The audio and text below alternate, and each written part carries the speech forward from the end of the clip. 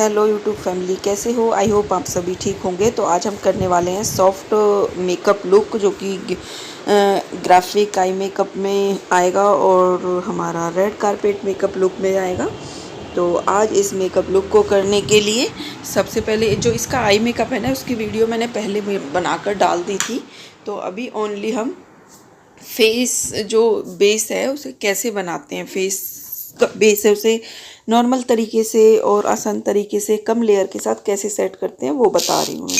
तो यहाँ पर मैंने स्विस ब्यूटी का कंसीलर लगाया है सबसे पहले पूरे फेस पे। तो इसको हम पूरे फेस पे अच्छे से मर्ज कर देंगे, ब्यूटी ब्लेंडर से अच्छे से ब्लेंडिंग करेंगे। और ब्लेंडिंग बहुत ज़्यादा अच्छे से करनी है, सॉफ्ट तरीके से करनी है। बहुत ज़्यादा प्रोडक्ट मैंने नहीं उठाया है, बिल्कुल नॉर्मल प्रोडक्ट उठाया है। और ब्यूटी ब्लेंडर लिया है जो कि थोड़ा सा पहले से गीला था, मैंने उसे अच्छे से वेट टिश्यू से क्लीन किया है। और क्लीन करने के बाद उसे अच्छे से ड्राई टिश्यू से ड्राई किया है, तब मैंने अपनी ब्यूटी ब्लेंडर से अपने बेस को सेट किया है। फिर उसके बाद मैंने बहुत अच्छे से ब्रश की सहायता से इसे और अच्छे से कर दिया है। यहाँ पर कभी कभी पार्टिकल्स आ जाते हैं छोटे छोटे, वो हमारे प्राइमर की वजह से आए हैं। तो बस उस प्राइमर को मैंने सीटीएम वाला पार्ट आपको पहले नहीं दिखाया है, ठीक है। तो सीटीएम वाला पार्ट इसलिए स्किप कर दिया कि वो सभी को पता होता है मेकअप करने से पहले सीटीएम करना होता है। तो अगर नहीं पता तो मेरी पिछली वीडियोस में देख सकते हैं, और आगे भी मैं वीडियो डालती रहूँगी, वो भी देख सकते हैं। तो अभी ओनली बेस के बारे में बात हो रही है। तो यहाँ पर मैंने कंसीलर को अच्छे से पूरे फेस पे लगा लिया है। कान और नेक को नहीं छोड़ना है, अगर आप ये चीज़ें छोड़ दोगे तो फेस बिल्कुल अलग लगेगा, ऐसे लगेगा कि अलग से कोई मुखौटा लगा दिया है। तो इसलिए कानों को और नेक को अच्छे से कवर करते हुए चलना। यहाँ पर जब मैंने उनके फेस पे कोई प्रॉब्लम नहीं थी तो करेक्टर अलग से लगाया नहीं था, ओनली कंसीलर लगाया है, ठीक है। उससे सारी प्रॉब्लम्स 25% हाइड हो चुकी थी, ठीक है। क्योंकि कंसीलर हमारा स्विस ब्यूटी का था, तो इतनी तो उसमें कवरेज होती है कि वो कवर कर देता है थोड़ी छोटी मोटी प्रॉब्लम को। जैसे कि टैनिंग वाली प्रॉब्लम इनके फेस पे थी। तो उसके बाद मैंने करी है कॉन्टोर पहले मैंने इनके नोज़ पे करी है, और उसके बाद इनके फेस पे। इनका फेस थोड़ा सा राउंड था और बड़ा था, तो उसको पतला दिखाने के लिए, लंबा दिखाने के लिए मैंने कॉन्टोर कुछ इस तरह से की है। क्योंकि जो हम मेकअप करने जा रहे हैं, जो लुक करने जा रहे हैं, वो रेड कारपेट है जिसमें फेस को पतला और लंबा दिखाया जाता है, जिससे गेटअप बहुत अच्छा आए। तो बस इसीलिए मैंने इस यहाँ पर कॉन्टोर कुछ इस तरह से लगाई है, एस बनाया है, फिर उसे ई शेप में कर दिया है। तो आप देखकर समझ पा रहे होंगे कि किस तरह से किया है। तो कॉन्टोर वाले पार्ट पे कॉन्टोर कंप्लीट करने के बाद मैंने किया है हाइलाइटिंग में मैंने फिर से स्विस ब्यूटी को यूज़ किया है। तो ये पूरा मेकअप मैंने स्विस ब्यूटी से कर दिया है, ठीक है। तो ये मेरे हाईलाइट वाले पार्ट हैं। तो इस तरह से हाईलाइट वाले पार्ट को हम कवर करा है हमने स्विस ब्यूटी से।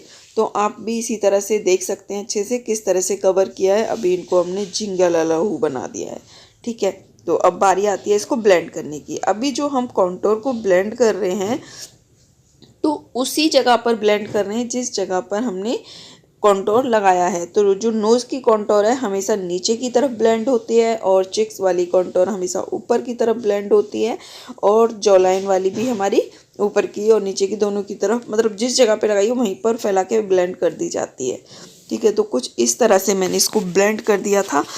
आई होप आप समझ पा रहे होंगे कि किस तरह से ब्लेंड हो रहा है, और आप अच्छे से कर पाएँ। नहीं कर पा रहे हैं फिर भी तो आप ज़रूर वीडियो देखकर आप मुझे एक बार कमेंट कीजिएगा, मैं आपके अकॉर्डिंग फिर बनाऊंगी, अगर आप जैसे बताओगे वैसे, ठीक है।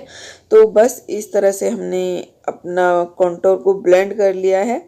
अब जिस पार्ट से ब्यूटी ब्लेंडर के हमने जिस पार्ट से कॉन्टोर को ब्लेंड किया है, उसके अपोजिट पार्ट से ही हम हाइलाइटिंग को ब्लेंड करेंगे, ठीक है। अगर इस तरह से आप पार्टिकल बना के स्पॉन्ज के साथ काम करेंगे ना, तो आपको बार बार अलग अलग ब्यूटी ब्लेंडर लेने की ज़रूरत नहीं पड़ेगी, एक ही ब्यूटी ब्लेंडर से आप सारे काम कर सकते हैं। तो हाइलाइटिंग को भी बहुत अच्छे से हमने मर्ज किया है।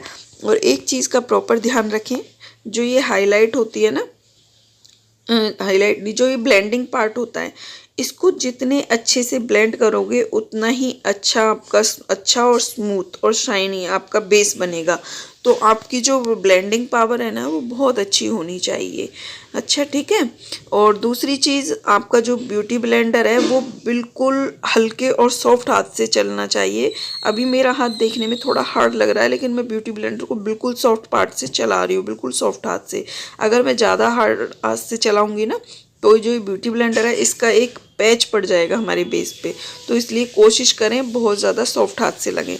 और हाँ, हाइलाइटिंग करने के बाद भी अगर कहीं पर प्रोडक्ट कम लगे तो उसे हम थोड़ा सा एक्स्ट्रा लगा सकते हैं, जैसे कि मैंने लगाया है। तो बस लगाकर इस तरह से मैंने वापस से ब्लेंड कर दिया है। ब्लेंड भी बहुत अच्छे से करा है, ब्लेंड करते ही एक अलग ही स्मूथ शाइन आ गया है चेहरे पे। तो यहाँ पर मुझे थोड़ा सा बेस कम लगा है, तो मैंने यहाँ पर थोड़ा बेस और लगा दिया है। तो आप देख सकते हैं किस तरह से मैंने अच्छे से कवर अप, अच्छे से बेस सेट होने के बाद अब आते हैं हम अपनी तो बारी आती है अब ब्लशर की। तो ब्लशर को मैंने अच्छे से लिक्विड ब्लशर लगाया है और अब इसको हम ब्लेंड करेंगे। तो लिक्विड ब्लशर को ब्लेंड किया है अच्छे से स्मूथ तरीके से। जहाँ जिस पार्ट पे हमें लगाना है उस पार्ट पे, तो मुझे अपना जो ये चिक्स पर हड्डी होती है ना उस वाले पार्ट पे हमने लगाया, क्योंकि मुझे फेस पतला दिखाना है। तो बस पीछे की तरफ मैंने ब्लशर लगाया है, आगे ओनली टिंट डाला है ब्लशर का। तो आप फाइनल रिज़ल्ट देख सकते हो ब्लशर लगाने के बाद फेस कितना स्मूथी शाइनी और इफ़ेक्टिव लग रहा है। तो उसके बाद बस बारी आती है अब इस बेस को लॉक करने की। तो जहाँ पर हमने हाईलाइटिंग पार्ट किया था वहाँ पर हम कॉम्पैक्ट से लॉक कर देंगे, ठीक है। तो बस उसी पार्ट पे लॉक किया है जहाँ जहाँ हमने हाइलाइटिंग की थी। और जैसे कि फोरहेड, मंकी माउथ, चेक और साइड फेस हल्का सा, बस यहाँ पर हमने लॉक किया है। इसको नॉर्मली लॉक करने के बाद क्या करेंगे, जिस पार्ट पे हम कॉन्टोर लगाया है हमने उसी पार्ट पे कॉन्टोर को लॉक करेंगे। तो बस बारी आती है अब कॉन्टोर लॉक करने की। तो इसी तरह से हल्का सा ब्लेंडिंग शेप देते हुए हम लॉक कर देंगे कॉन्टोर को भी अच्छे से। तो बस ये हमारी कॉन्टोर अच्छे से लॉक हो गई है। और कॉन्टोर लॉक करने के बाद अच्छे से करनी है, नोज़ कॉन्टोर भी साइड पतला ब्रश लेके अच्छे से कॉन्टोर करनी है। फिर उसके बाद हम ब्लशर को लॉक करेंगे, बिल्कुल हल्का सा ऑरेंजिश शेड लेके मैंने ब्लशर को लॉक किया है। तो इसको भी बहुत अच्छे से इफेक्टिबल काम के साथ काम करना है आपको, बहुत ज़्यादा ब्लेंडिंग अच्छी रखनी है, तभी आपका मेकअप अच्छा हो पाएगा। बस उसके बाद आ गई हमारी आई मेकअप को फिर से हल्का सा इनहांस करने के लिए, क्योंकि जब हम बेस करते हैं ना तो आई मेकअप थोड़ा सा डल हो जाता है। तो बस उसे दोबारा से सेट करना बहुत ज़्यादा ज़रूरी है। तो हमने बस इसे कर दिया अब सेट। और हाँ, अगर आपको आई मेकअप की पूरी वीडियो देखनी है तो प्लीज़ मेरी चैनल पे आपको मिल जाएगी। तो इस आई मेकअप की पूरी वीडियो मेरे चैनल पे मिलेगी, आप जाकर देख सकते हैं। बस उसके बाद मैंने आई मेकअप में थोड़ा सा कलर और डाला है, जो भी हमने बेसिक पहले से किया था। उसके बाद लाइनर, मस्कारा और फिर लास्ट में हमने सेटिंग स्प्रे डालने के बाद हमने करा है लिपस्टिक लगाने के बाद हमारा फाइनल रिज़ल्ट कुछ ऐसा है।